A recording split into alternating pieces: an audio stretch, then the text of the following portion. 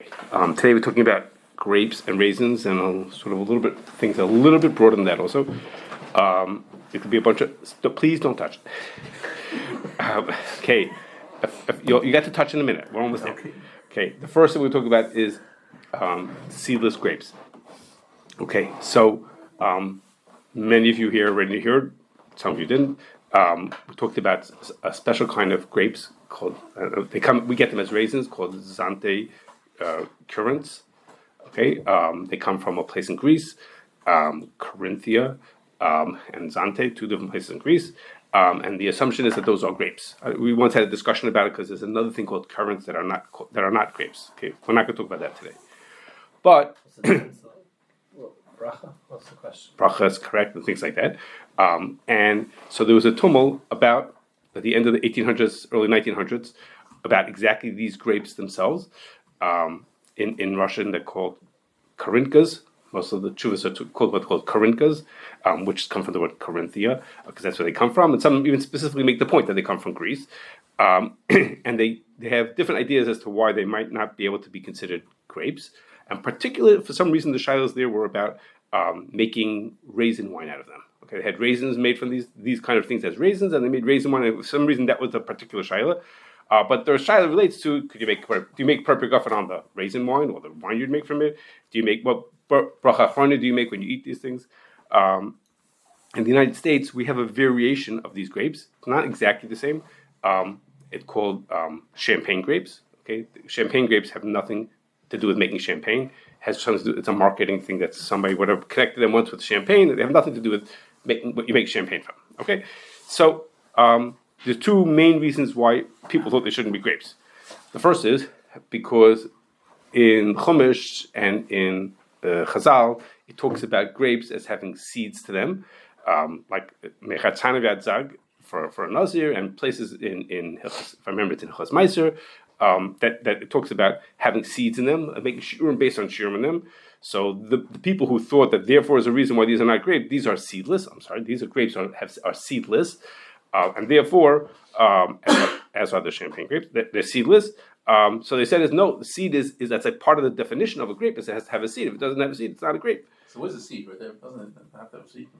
It doesn't have a seed. So you've eaten things. Reproduce it? Well, wait a second. I'm not the first one ever introducing something that was seedless. You've had seedless grapes and watermelon and a million other fruits that are seedless. So. Small, you can see it. I don't know. Okay, I'm actually going to get to that in 1 second, but no, there's such a thing as things that are seedless, and they plant them. They just by graft them. They just put them nothing in it. You got to plant the. Correct. You have to attach the next one. Okay, it doesn't have a seed to it. You'll see in a second. We'll come into things with whatever. But yes, there's such things that are seedless. So some people said that it has to be that it doesn't have a seed, then it's not a grape. It's not a grape. And others said is. You wouldn't believe this, but they said if you look in the Radak, a lot of people wrote this. The Radak says in. Where am I? My sister will get me. In Yirmiyah and Yeshaya, he says that the word soyreg, the word soyreg means a grape without seeds to it. Okay, so you see that the Torah also considers it a grape. Go figure, right? And they also going back to Mechatzana and so how do you see from that? The Torah is describing Nazi can't eat. Translation. He can't eat peels and pits. Peels and pits of a grape. A Nazi can't eat them, as if it's obvious that a grape has pits to it. If it wouldn't have, then if it doesn't have pits, I forgot which one is the pit and which one is the peel. One is the pit. Zog is the pit. Okay, so one is so if it doesn't have it, then it doesn't count. Okay, and everybody else says no. Either such a thing as grapes without it, and when the Chazal talk about it in the Mishnayos has to do with because they were talking about the typical grapes. A normal grape has seeds to it. Okay, or that the Mishnah is only talking about mitzvah tzuris ba'aretz, and in Eretz Yisrael they don't grow grapes without seeds to it, so they didn't have to tell you what the din would be for that. Okay, that's one possibility.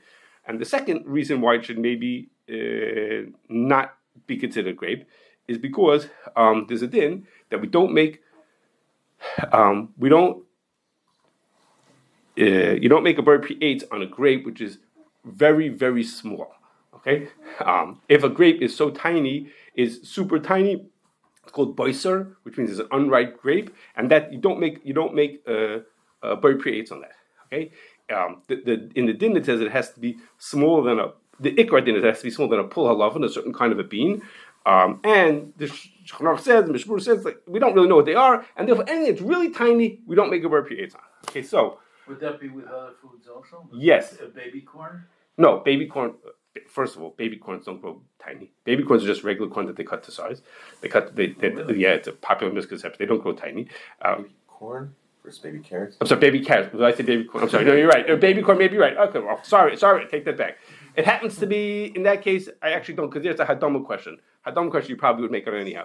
When it's very tiny, you make hadam on it. But I'm sorry. I'm sorry. I said baby corn. I meant baby carrots. Okay, so now, so here's an example.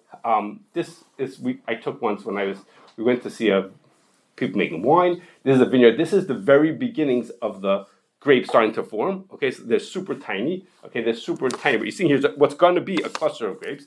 And then just yesterday, I have a neighbor who has grapes. Okay, it's hard to tell from the picture the scale of this thing, but these things they're tiny. I know in the picture it looks really big. The other one they look small, but in this one they're really tiny. Okay, they're just starting to grow. You can come to my neighbor if you want to and see them. Okay, this is grapes that are boiser. They're not ready for eating. They're not anything at all. And in fact, people who grow grapes have these 3 different stages of how grapes grow. And for the first bunch of weeks, this growth phase. If you look at them in the screen, the ones on the left are the boiser. Okay, but the third one of those is what you just saw in the picture from my neighbor. Okay, then it starts to get bigger, and then that's a second stage, a shorter stage. I forgot exactly what happens at each stage. Maybe I forgot what happens. Different acids. I don't remember what happened. And then the third stage becomes to become into a full grape. Okay, so the din is anyhow. So the din is that the super small grapes are boiser, and they're not. Now these grapes these currants grapes. You can eat them raw. What do you say? You can eat them Can raw. you eat what raw? The boister. These ones? No, they're not ready for eating. No. If you pick this off the thing, it tastes like it's not ripe yet. It's way before it's ready to go. Look at that. It doesn't look like it's ready to eat. This is not a green grape. That's a red grape, but it's in green now because it's not really ready yet. Okay, so these Coringa grapes are super tiny. Okay, now the place came. Don't describe how tiny they are, but I went to look up and find that. He keeps saying they're super tiny, like they don't get any bigger. If they don't get any bigger, that's... I'm coming to that. Yes, I'm getting to that. I'm telling you the reason why people said it should be small, and they said, well, it's like this. When I went to look at it, the seedless grapes in America is a different discussion. I'm coming to seedless grapes in America in 1 second. I'm coming to them in a second.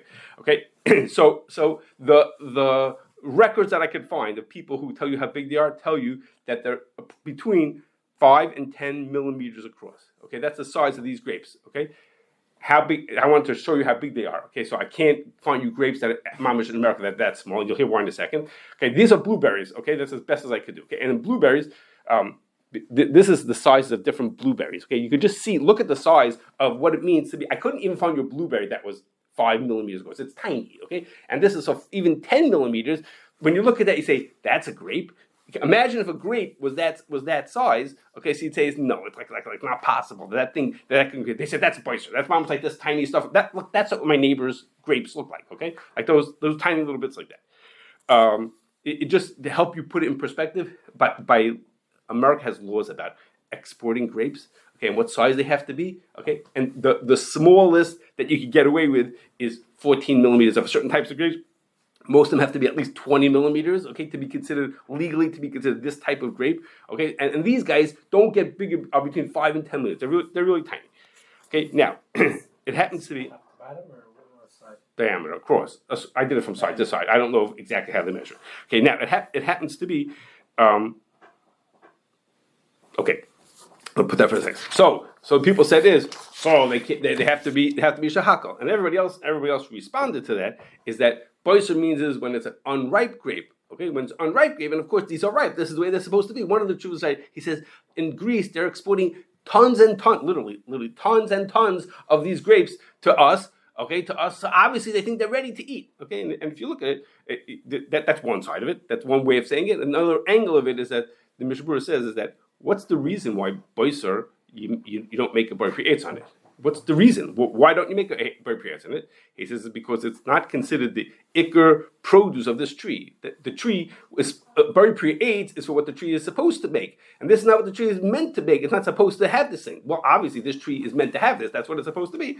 So that's assumption is that you make a bar pre-eitz on it. There are two other reasons why people gave why maybe you shouldn't be. I'm not going to tell you. It's too much. Not worth it at this point. Two other possible reasons why you shouldn't be considered to be grapes. So now there's nafkamina between these two reasons that I told you of it being seedless and it being tiny. And the nafkamina is the seedless grapes that we get. Okay, in America, the seedless grapes we get are the Thompson grapes, and they're the ones they make raisins out of. Okay, that's what you make raisins out of. All raisins that nowadays are made out of Thompson grapes are seedless.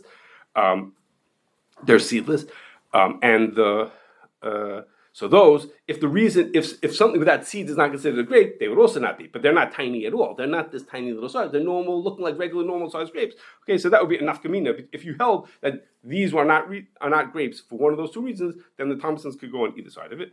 Of course, as you know, the common practice everybody does is to make bird periods even on these things. But I will tell you that there's an exception. Sort of an exception. What? Well, one reason is too small. What's the other reason? Seedless. If it doesn't have seeds, it's automatically. That's just not preparing a guffin, but it's any fruit it is, you make it. So, but you couldn't make wine out of it. Okay, in your wine, if you made wine, or what bracha achrona would you make if you ate it? Okay, you're right. It wouldn't be for the bar period. You're right. But what would bracha achrona be on it?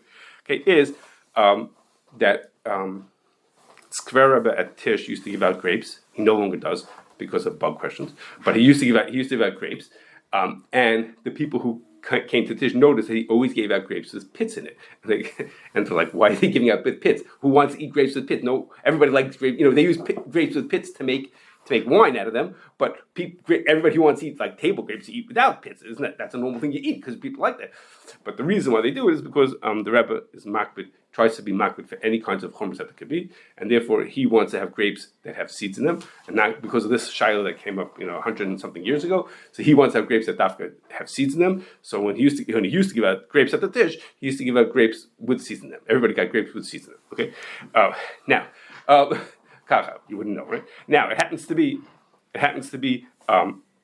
It's not a coincidence that grapes without seeds are the grapes that are very small, okay? And that's because I'm not going to try to pronounce these words that are coming here. Okay, this is the CRC spelling bee. Okay, and that is because seeds of grapes produce a hormone called gibberellin. I'm going to try. I can't pronounce it. Whatever that word is, that's what they produce. So the seed that's in the seed that having a seed and being small, not having a seed and being small is they come together. There's a reason why they come together. Now nowadays, once they figured out this gibberellin thing, once they figured it out, they now spray that onto seedless grapes, and they spray it onto grapes that they want to get bigger at just exactly the right time in their growth in order to make sure that they get bigger. But so we won't even see the real tiny grapes that have no seeds. Okay. Now, there's also another thing is the spelling bee is not over. Is that there are two kinds of grapes that have no seeds. There's a parthenocarpic and stenospermocarpic. Okay, and the first one, the one with the P, means fruit, I think, or at least grapes that never had seeds, and those are the Corinthas, okay, the Xanthic currants never ever had seeds, as opposed to Thompsons are steno, however you pronounce that second word. They actually have seeds, they just don't mature. Okay, they have seeds in them, but they don't mature. You can't plant them. They have seeds. They have tiny seeds that don't mature. Okay. Okay. So that kind of wouldn't really apply to. This is much schwacher on the Thompsons. No, you can't see it. If you eat. Yeah, but the min has seeds. So to tell me it's not great because I don't know. For me and you don't see seeds in it. Like the Mishnah talk about a grape is considered a certain stage when you could see the seeds inside of it. Okay, you can't see seeds in it. You don't see. No one ever sees it. Naturally, this grape, the seeds never mature. Correct. It does. It doesn't come in it. Okay. Okay. Let's move to something else. We'll see how much time we have for everything. Okay.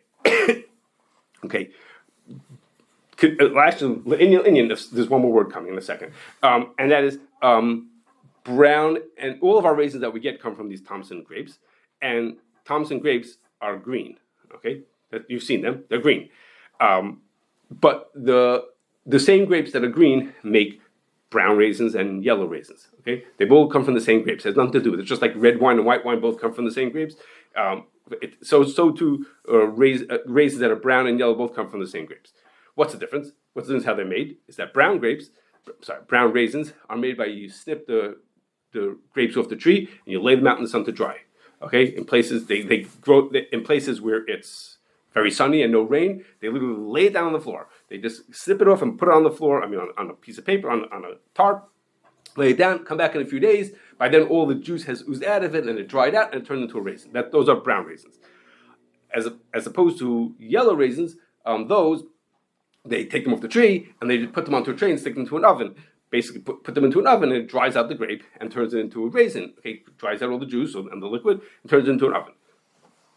Okay, now, if you had to guess between those two, between the browns and the yellow, the gold, what they call the golden raisins, if you had to guess which one would more likely to have bugs in it, so I think most people would guess the yellow raisins. I'm sorry, the brown raisins. The brown raisins, remember, they snip them off the tree, they lay it on the floor where the bugs roll over. The juice is oozing out of them. Okay, it's like waiting for bugs to come into them. So if you had to guess which one would have more bugs, you would guess for sure the brown raisins would have more bugs than the yellow ones. They stick them into an oven. Okay, bugs don't like ovens, right? So they take the grapes and stick them into an oven. You think the brown ones would have more. Lo and behold, people who checked raisins found that the yellow ones they often enough found bugs in them and not in the browns. Okay, so that was very, very perplexing. Okay, so probably why would it be that the yellow, if anything, it should be in the browns more than the yellows? Okay, it seems strange to see that it should be in the yellows, not in the browns.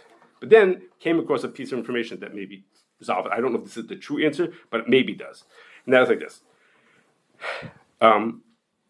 Why is it that Thompson grapes that are green turn brown when you make them into raisins? The fact that they turn yellow seems reasonable. Okay, green to yellow, just they lighten the color a little bit and turn into golden raisins. But why do they turn brown when you dry them in the sun? Okay, and the answer is there's an enzyme called polyphenol-oxidase. Okay, there's that enzyme, and that enzyme is on the skins of grapes.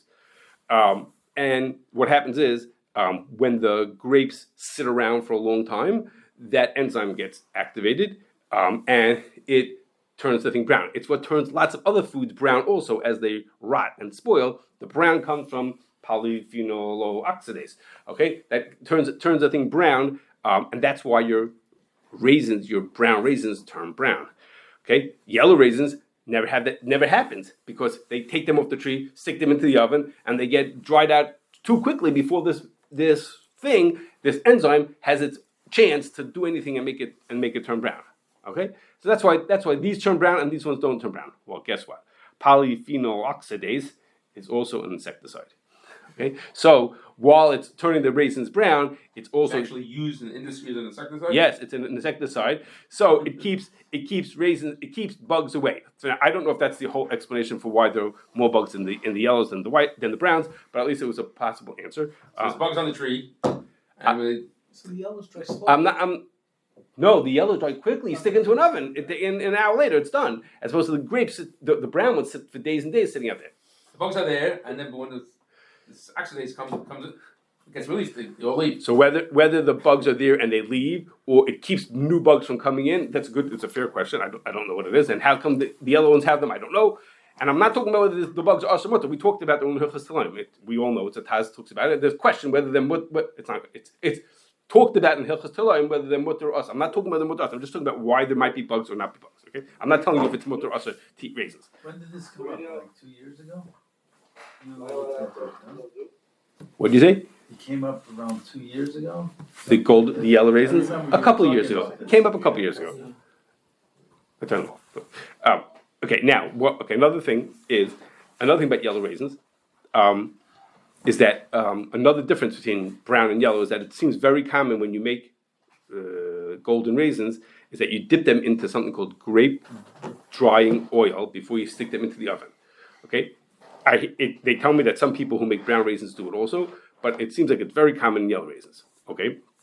Grape drying oil, it's I guess helps the raisins dry. Where's the oil come from? So where does the oil come From from? just fruit called grape drying. Right. No. It's a description of what it does. It's its functionality. It's grape drying oil. Okay. In grape drying oil, one of the things that's in there is ethyl oleate. Okay, which is kosher sensitive because oleic acid can come from animal fat. So the question is, do golden raisins need hashgacha because before they dry them, they dunk them into this oil? So it seems that ethyl oleate can be as much as 60% of the grape drying oil. You want to know what it is? It could be up to like 60% of that. But then the company dilutes the grape drying oil in water to the point that it's like 96, 97% water. Okay, and so they put in a little bit of this oil, but the oil itself is 60% oleic acid. So that means if you do the math, it comes out to be about 2% ethyl oleate in the stuff that they dunk it into, and it seemed that some people do that at temperatures that are above Yad Tzila display. Okay, I was a little surprised by that, but it seems that some people do that even at temperatures that are above Yad Tzila display. So what, the oil is heated before When they dunk the stuff into it. So that all that I just told you is reason to say is it needs hashgacha. Think about it. If we're dunking our grapes into this hot oil that might be drave, then that's a reason to watch need hashgacha. Let's say it's not hot. What do you say? It's gone. So if it's not hot, then we could question about it. Well, I mean, if you dunk it in and take it out, will it rub off or will it not rub off? Probably it stays on, right? If that's why they put it for a reason. Okay, so that I'm not saying it's only because it's hot, but it makes it worse for the Jews if it's hot. Okay.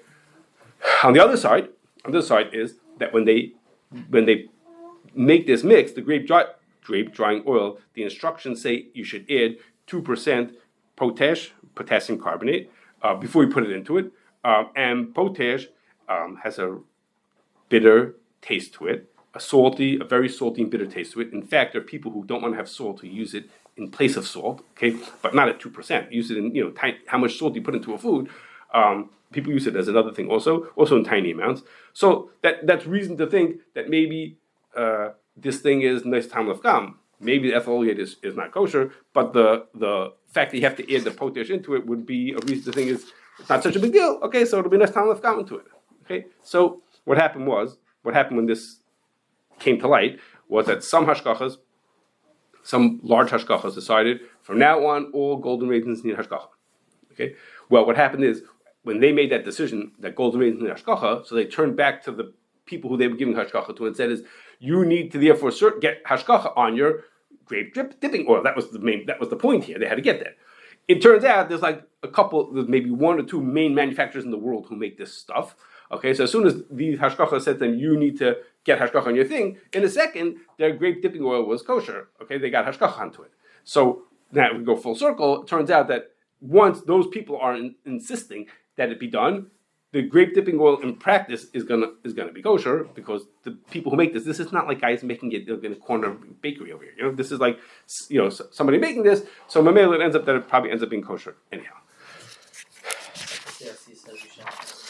I don't remember what we say, but what I'm saying is, even if the people who didn't think this was such a big deal, or they thought it was Talmud Gam, who said it wasn't such a big deal because other people said it was, and those people pushed their people making raisins, mamela, it became kosher in the end anyway.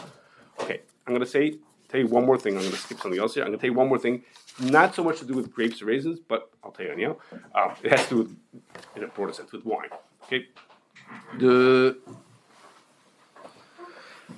Mechaber brings 2 days about whether you could use wine that's Mevushal for Kiddush.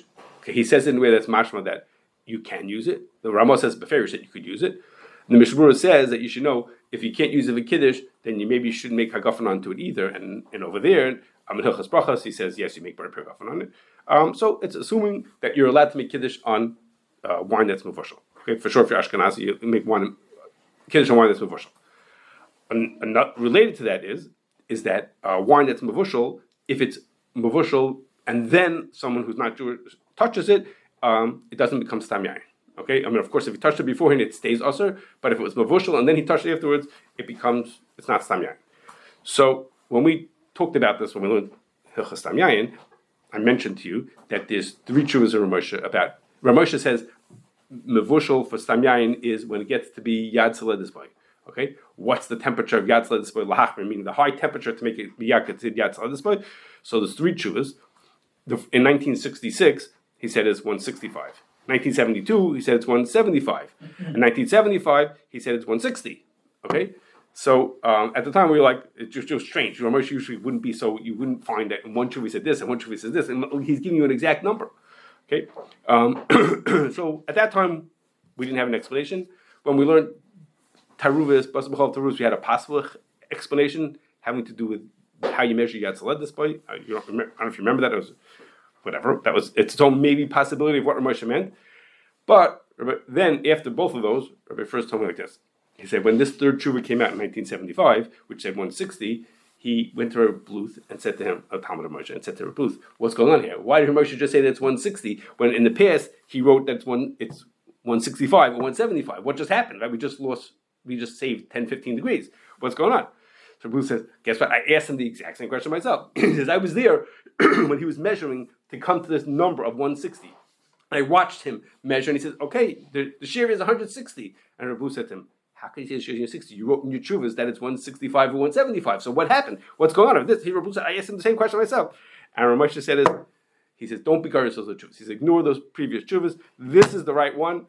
This is the right one. What I'm measuring now is correct. And 160, which if you're following the numbers, it was the last tshuva that he wrote about it. His 160 is the right number, and that's what it's supposed to be. Now, in practice, That's right.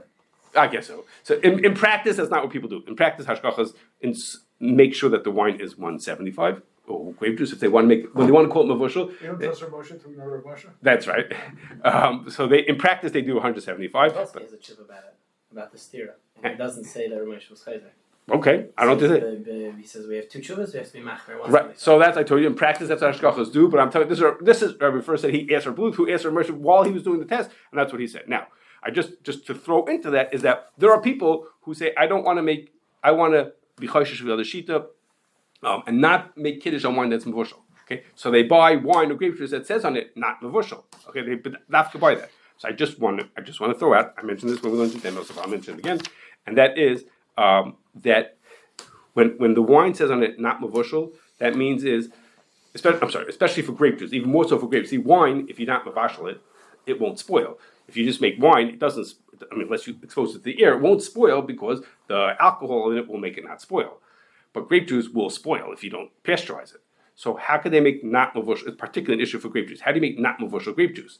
So the answer is, when they say not mevushal means this has not met the criteria to be considered mevushal. Okay, so the criteria for mevushal is 160, 165, 175, whichever number you like. To be considered to qualify as mevushal, it has to be correct. But so what they'll do is they do a pasteurization at a lower temperature, which if you play around with it, you could do pasteurization at lower temperatures also. What I'm saying, the pasteurization at a lower temperature is not low enough that it's not mevushal. It's in the questionable temperature, a temperature which might be considered mevushal, might not be considered mevushal. So the hashgacha says you cannot write mevushal on this thing. Okay, so in other words, if a guy touches it, we'd have to say it's usher because it might not be mevushal. But if you were trying to be to the shita that says I want wine that dafka not mevushal for kiddush, I want grape juice that's not mevushal for kiddush, you might not have gotten that because you might have gotten stuff that again you're in the 160, 175. No, not over there. So let's say in the lower numbers, 150, 140, something in the lower temperature, like too far away from those to qualify. For sure, it's not the number much I said you have to do, but it's in a border number, and there's a number where for other things we would say it might be considered yatzah. So you might have been with wine, it's safer. Wine, at least in theory, could be, but wine also is something also pasteurized as grape juice. Pasteurized as grape juice in order to something's going on with my screen. Pasteurized as grape juice. Just to keep it in process. I'm just throwing. You know for a fact that wine they don't heat it up at all. No, I didn't say that. I said some wine is, of course, is mevushal, and some wine is not mevushal at all. But some wine is the mevashal as a grape. It works well. It works well for processing and get rid of yeast. All kinds of doing it. Mevashal as a grape, cook the grape. As a grape or as grape juice. Yes, correct. Yeah, you know that. Okay, most wine when we get grape juice that's mevushal. Often it's mevushal. I wasn't going to tell you this, but I've told you this before. Is that Ramosha brings a raya from a Rashi that you could do bishul before it's wine. Okay, even though it's not considered wine until you have hamshacha, until the juice separates from the pulp. Even so, if you cook it before, it's still considered mevushal. And is that also you can't make kiddush on them? I guess it's the same. On thing. what? Those that say you can't make kiddush on mevushal, or that she can make in the Jerusalem, it's cooked as a grape. It's also a problem. Yes, because actually the raya is from Kosher to Gedim. It's the same. I believe it would be the same thing. Yeah. So either mevashal as a grape or the mevashal as a juice. But I'm saying something you're making wine, you mevashal it because it's just good for processing to get mevushal. Either because you don't going to have a problem touching it, or you want to get rid of yeast, or whatever other reason you're doing. But you want to call it not mevushal, so you say I don't want to make 175. I do it at a lower temperature. But you do it at a lower temperature, so you're not mevushal. I mean, if a guy touches it, it's usher. but it's not. But it is Mevushal. It is Mevushal in Kiddush. Even a wine, you say might be Mevushal. Potentially, it potentially is. It's a, it's a. We don't You have to practice. you have to know the details. We don't practice what the thing is. I know a lot of people that dafka, they're getting buying not Mevushal wine.